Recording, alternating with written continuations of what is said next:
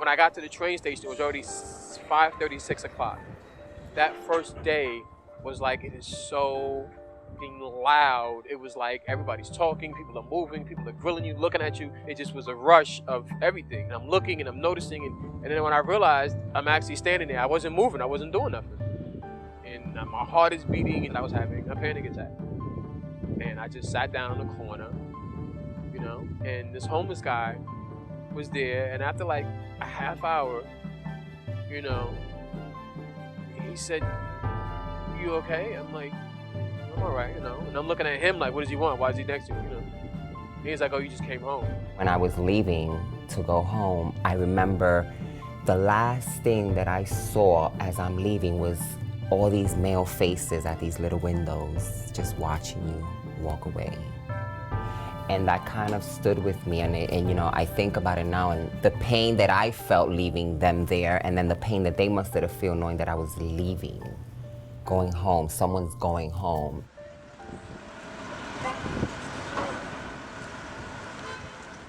January 15th, I was out, so last year. Been home about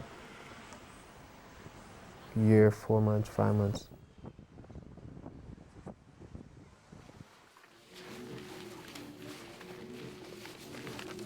If we can get Ms. Rice to come, that would be an honor. What? I would definitely be saving a seat for her. No, I'll be there. There's no such thing as justice in this society. You're absolutely right. My name is Hamish.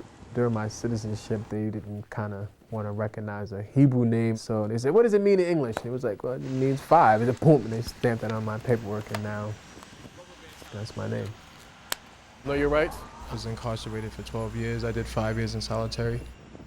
I do a lot of work around solitary. I have an organization called Campaign for Alternatives to Isolated Confinement. I did like probably 9 years in the box. I did 5. The thing is, our people, they don't know that we don't tell them. And maybe if you can, we could sit down and kind of talk about solitary and give your point of view and your perspective. I would love that, man. I got a lot of point of views on Yeah, we did. This is why I'm out here. This is what I do. To be in a shelter, which everybody doesn't know, but to be just disenfranchised from society angers me, but at the same time, I still feel for people that's inside.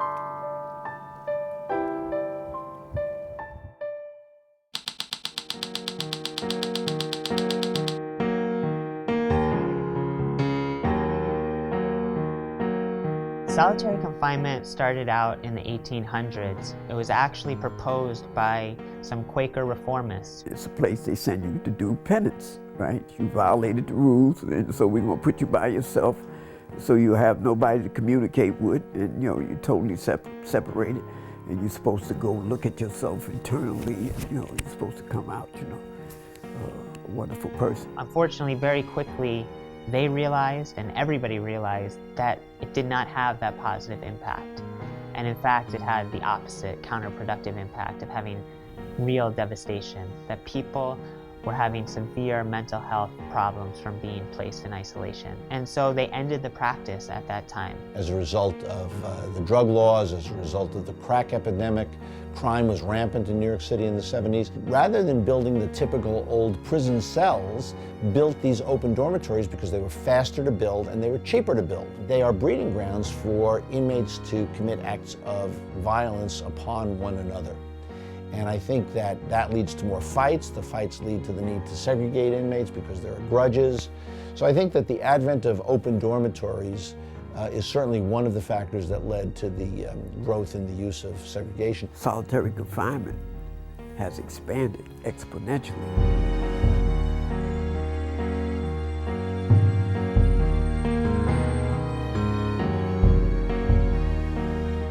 I dispute the characterization of it as solitary confinement. It is indeed not solitary.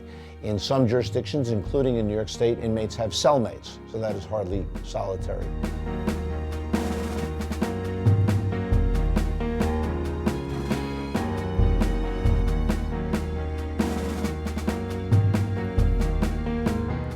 People who are double-celled are still just as isolated as the people who are single-celled. They're isolated from their family, they're isolated from prison programming, they're cut off from services, the same way that people who are by themselves. And they put you in a cell with a total stranger, a small confined cell, one toilet, one sink, we have to do everything in front of each other. You'd think it would be cool, like, okay, hey, he's not really in solitary because he's with somebody else. But that is a problem. 2 inmates with a drug charge who are nonviolent, who are willing to cohabitate in a cell together, which is also important. I have plenty of altercations with my bunkie. They put a bunkie in that I can't get with. You know, a guy coming down from a drug overdose. He's in the box because of the drug overdose, but they give him no reason, no treatment. Double bunking throughout the system has become a problem at times. We out here selling this bill of goods to the rest of the world about democracy, free markets, and fairness, and justice. And, you know. We overthrowing governments, man, because they abuse the people, you know. And we got this horror show going on right here in America.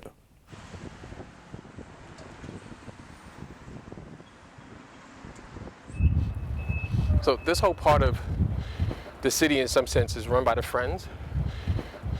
Torture is a moral issue. Hangs up proudly. I think I read a request from you for space.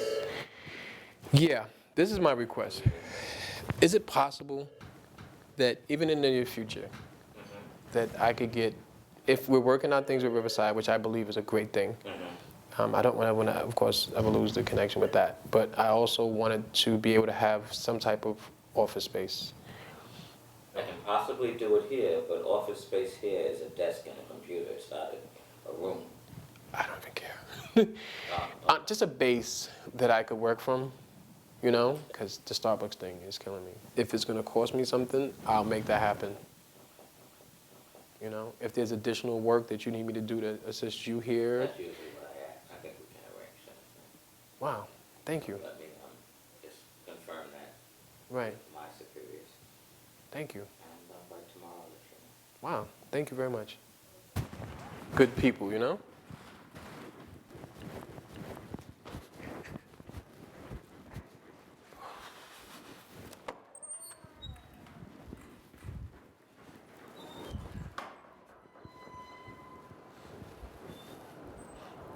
So if it's already established that that's my space, that's what I'm doing, then I could work wholeheartedly from there, you know?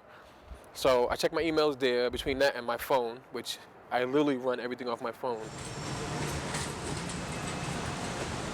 So if everybody wants to come out, they can always come, it's always welcome. Come on. I'm working till late. It's gonna be a fight. Hello? I have a question. I was talking with a friend about, you know, what we're doing and stuff. I know we talk a lot about the state jails, so she had asked me if this is also getting involved in like the city jails where people are also put in solitary. The draft bill that we have, as it is now, includes both the city jails and state prisons. Okay, good. So it would cover Rikers and any local and county, city or county jail across the state that's in New York State. She was asking about how people with alternative lifestyles or mental health issues are automatically put into SHU and Rikers without, you know, given the option to be put in population just because of the gender or how they may look or mental health issues. The Jails Action Coalition is a little broader in that we're not only working on solitary, but I have friends and family in prison. I have a brother who's been in the box over a year already. I have a brother who was recently convicted, and he's gonna be probably doing the rest of his life in there. But my brother has, along with his criminal behavior, has mental health issues as well. So not only is he angry and bitter, but he has mental health issues on top of that. So for corrections, to deal with his behavior, it's just put him in a cell, close the door, and that's how we'll calm his ass down. I've gone to visit him, and he's told me all the stories about being beaten up by officers, not being allowed to see medical, so there won't be no report. The same thing that happened with me when I was attacked.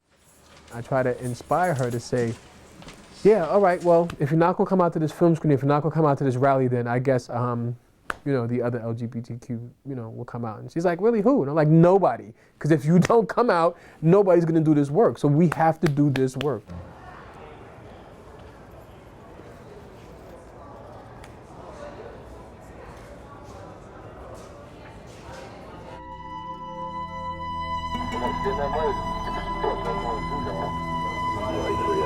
Okay, deal is good. Move in, guys. Move in. Put them away. Put them away where they belong. Beyond Saudi Arabia, China, or Russia, nobody jails their population at the rate that we do. There are more African Americans under correctional control today in prison or jail, on probation or parole, than were enslaved in 1850, a decade before the Civil War began.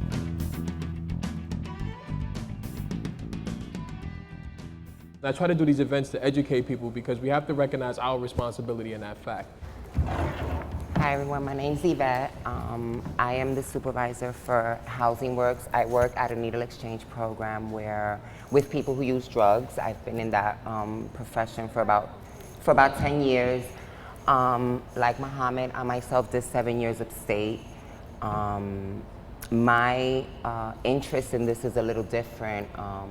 When I was sentenced, I went to a male prison. I was transgendered, and corrections did not know how to deal with me in that type of setting. So I wound up doing a lot of my time in solitary confinement because they wanted to protect me from the male inmates. My door cracked open a little bit, and then I saw him come in and he said, "It's a search." It wasn't nothing that was unusual, except that he was alone. He was a really big guy, like a 6'4", 6'5", white bear type guy. And he stood up in front of me and opened his shirt a little bit and then pulled his belt and stuff off and pulled his pants down.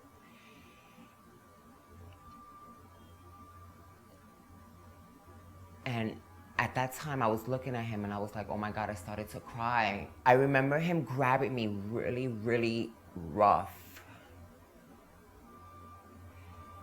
and turning me around really quickly and putting my head sideways like on the pillow, rubbing his fingers on me.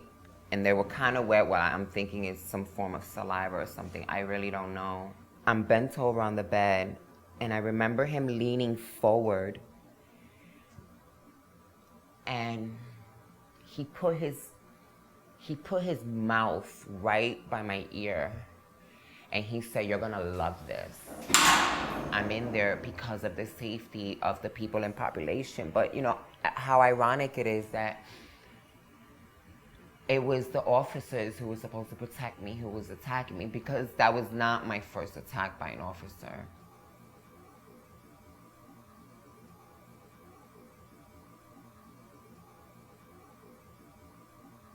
At night, really late sometimes, hearing these horrific sounds, and these sounds were coming from grown men crying in there.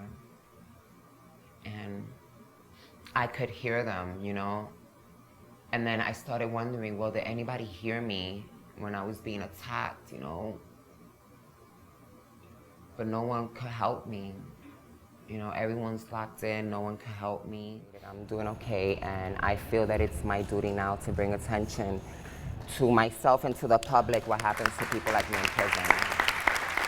We have a huge stem of organizations that work together, because this solitary is torture, and you have people across the world, thousands in New York State, that are in a cell 23 hours a day, if they give you that hour out, in inhumane conditions. The events and panels educated Ras-Around people who don't understand how it connects to race, war on drugs, or mass incarceration, but especially solitary confinement. People don't understand the conditions. When they think of prison, they think that there's automatically humane conditions, because how can a society, how can a country like ourselves incarcerate 2 million people and treat them inhumanely? I've been a correction officer. I'm still a correction officer with more than 30 years on the job. An inmate in solitary confinement gets more attention than an inmate would get in general population, whether it's medical, administrative, ministerial. They say that the officer's supposed to check on you every 15 minutes. I would debate corrections with that, okay? I would debate it. I would go head to head with the biggest person in corrections on that. I used to not see an officer for hours. Sometimes I would see the officer on their count, on their shift, and then that was it. That was it. What if I had killed myself? No one would have known for hours and hours and hours.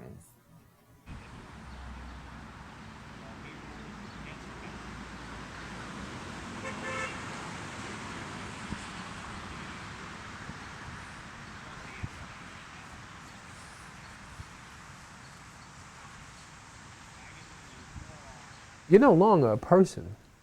When you're in New York State, they take everything from you. They take all your property, everything that you can say is mine, everything that you can identify with and make a choice with. They take that from you. They strip you down, literally strip you down, wash everything off of you, give you a little soap, disinfect you, and say, now you are mine, you are state property. It's a creepy feeling.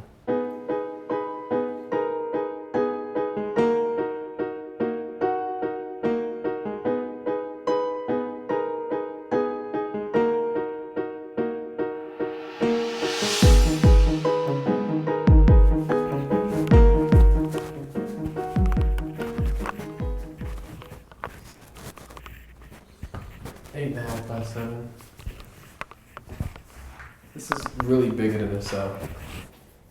When you first get into a cell, cleaning your cell is most important. You know, cleaning it, making your bed. It's a rule, but it's also a security measure because you have to search your cell. So as you're cleaning, you're scrubbing your frame down, you're washing your mattress down, kind of looking for everything that somebody else might have left behind, a weapon or something, because if you go into a cell, 5 minutes later, they can come search your cell, everything in there you're responsible for. You sign a receipt, as in saying you get a sink in working condition.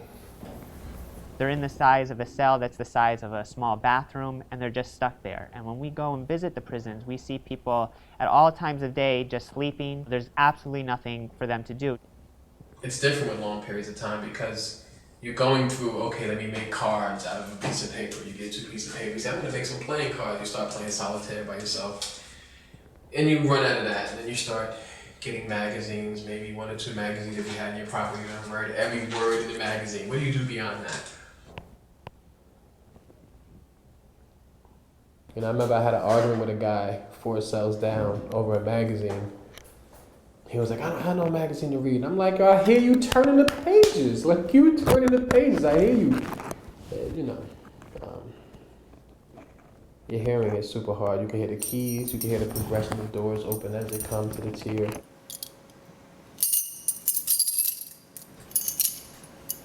The worst thing is hearing people go to visits.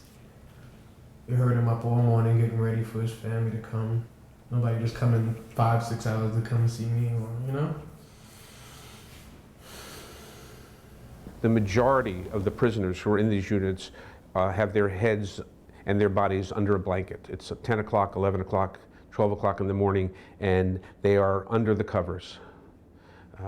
They are trying to, I don't know what they're trying to do, but these are young, generally young, healthy individuals, and they've been reduced to hiding under covers. It affects them mentally.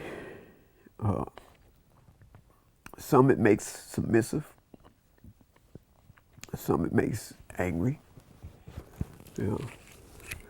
And some come out of there in a rage. You know. Makes them bad, bitter, angry, and dangerous.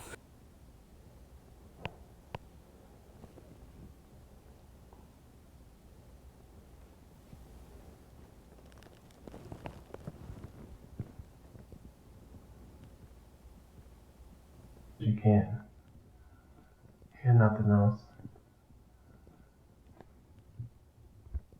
The sound of your voice gets annoying, so you turn it to an inside voice.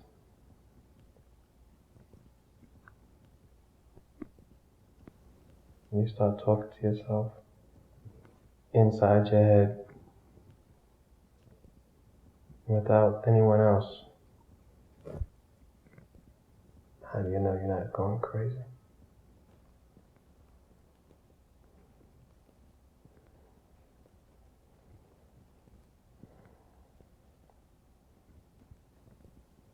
I gotta get out of here.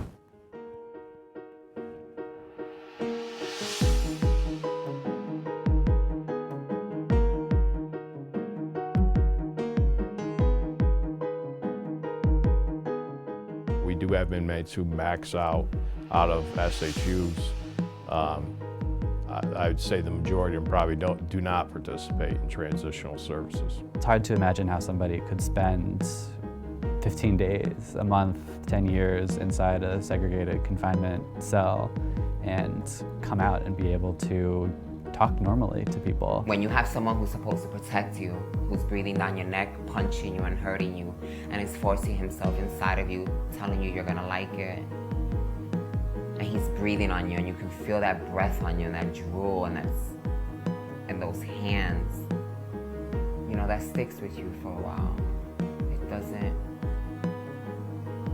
It doesn't just leave. It's not that simple. If you would have asked me years and years ago where I would have been at today, I would have told you definitely not here. I appreciate the opportunity that life has given me again. This is where I do my testing, where I draw my blood, do all the paperwork. So this is like my small little medical office, my child's high chair.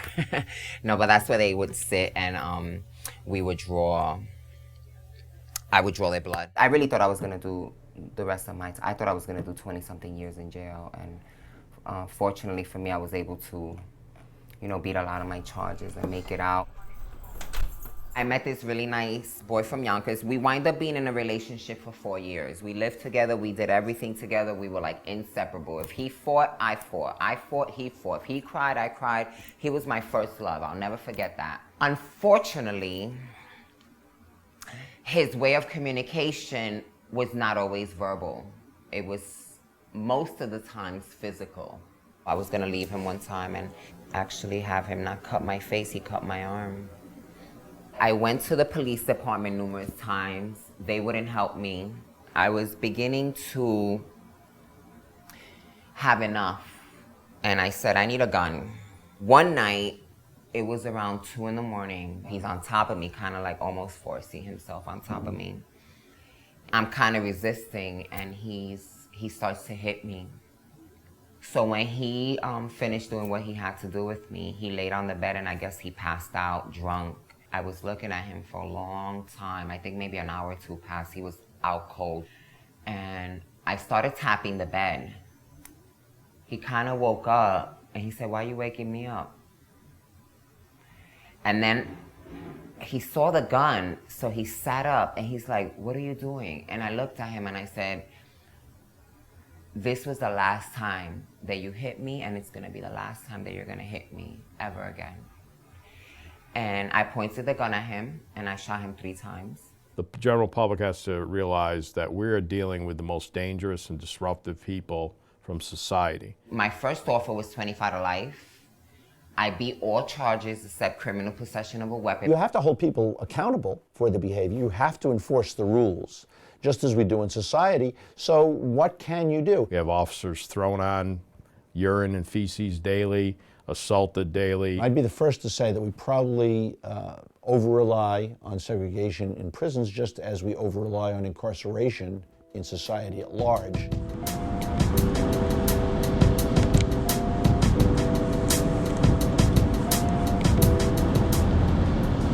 Albany's a funny town. It's small, you know? We're going to a small town outside of Albany, too. So. We're going to Troy. Yeah. My friend, he lives in Troy. Yeah. He lived in Pond Hill. Like, he lives in his father's, like, very well off. We was doing real estate together in the 90s. Until some cops who ran the town was like, "Oh, you're making way too much money up here." When I got to the train station, it was already 5:30, 6 o'clock. That first day was like, it is so loud. It was like everybody's talking, people are moving, people are grilling you, looking at you. It just was a rush of everything. And I'm looking and I'm noticing, and then when I realized I'm actually standing there, I wasn't moving, I wasn't doing nothing. And my heart is beating, and I was having a panic attack. and I just sat down in the corner, you know, and this homeless guy was there, and after like a half hour, you know, he said, "You okay?" I'm like, "I'm all right," you know, and I'm looking at him like, what does he want? Why is he next to me, you know? And he's like, "Oh, you just came home." When I was leaving to go home, I remember the last thing that I saw as I'm leaving was all these male faces at these little windows, just watching you walk away. And that kind of stood with me, and you know, I think about it now, and the pain that I felt leaving them there, and then the pain that they must have felt knowing that I was leaving, going home, someone's going home.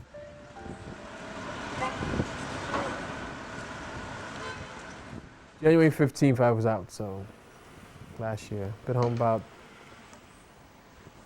a year, 4 months, 5 months.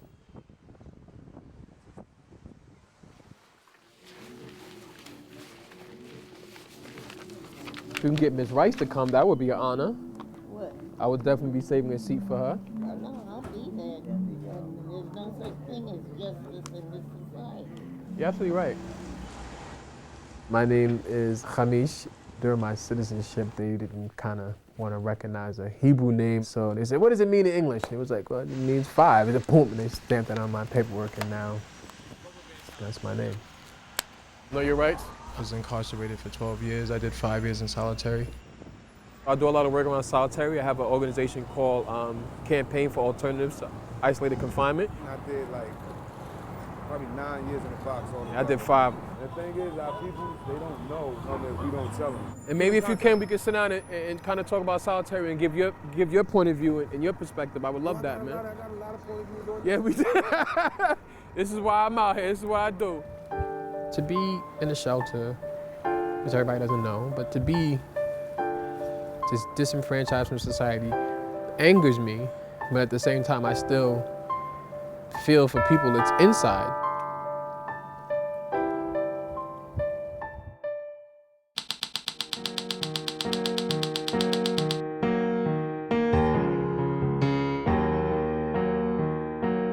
Solitary confinement started out in the 1800s. It was actually proposed by some Quaker reformists. It's a place they send you to do penance, right? You violated the rules, and so we're gonna put you by yourself so you have nobody to communicate with, and you know, you're totally separated, and you're supposed to go look at yourself internally, and you know, you're supposed to come out, you know, a wonderful person. Unfortunately, very quickly, they realized, and everybody realized, that it did not have that positive impact. And in fact, it had the opposite, counterproductive impact of having real devastation, that people were having severe mental health problems from being placed in isolation. And so they ended the practice at that time. As a result of the drug laws, as a result of the crack epidemic, crime was rampant in New York City in the 70s. Rather than building the typical old prison cells, built these open dormitories because they were faster to build and they were cheaper to build. They are breeding grounds for inmates to commit acts of violence upon one another. And I think that that leads to more fights. The fights lead to the need to segregate inmates because there are grudges. So I think that the advent of open dormitories is certainly one of the factors that led to the growth in the use of segregation. Solitary confinement has expanded exponentially.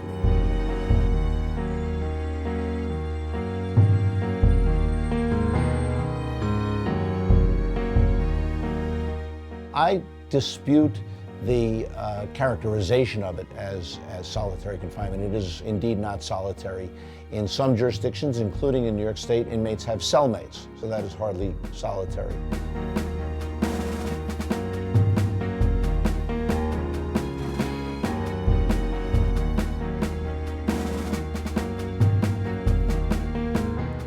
People who are double-celled are still just as isolated as the people who are single-celled. They're isolated from their family, they're isolated from prison programming, they're cut off from services, the same way that people who are by themselves. And they put you in a cell with a total stranger, a small confined cell, one toilet, one sink, we have to do everything in front of each other.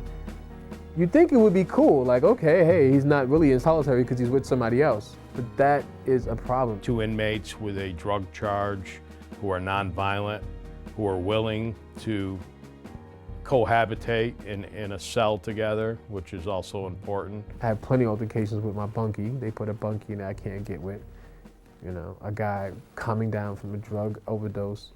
He's in the box because of the drug overdose, but they give him no reason, no treatment. Double bunking throughout the system has become a problem at times. We out here selling this bill of goods to the rest of the world about democracy, free markets, and fairness, and justice. And, you know.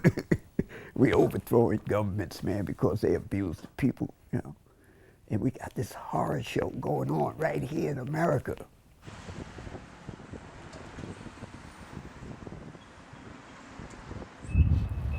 So this whole part of the city, in some sense, is run by the made a decision to make everything. The board itself is a 9-member body which has the authority to make rules, to develop standards and promulgate them regarding all aspects of the operation of the New York City Department of Correction. These standards, once promulgated, have the force of law in New York City. Everybody needs to understand that these are the people that makes the decisions for their family members, for people that they love. And these people don't even care, man.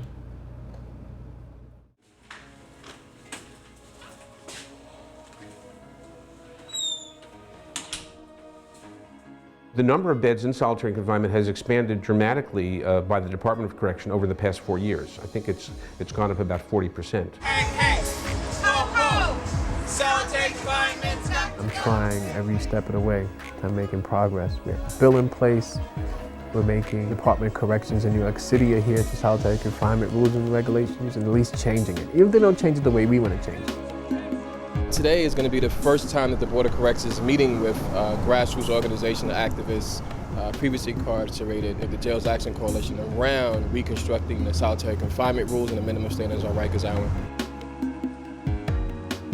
JAC Coalition has come to the board and said there is a problem with solitary confinement because there are too many people in solitary confinement serving too long sentences.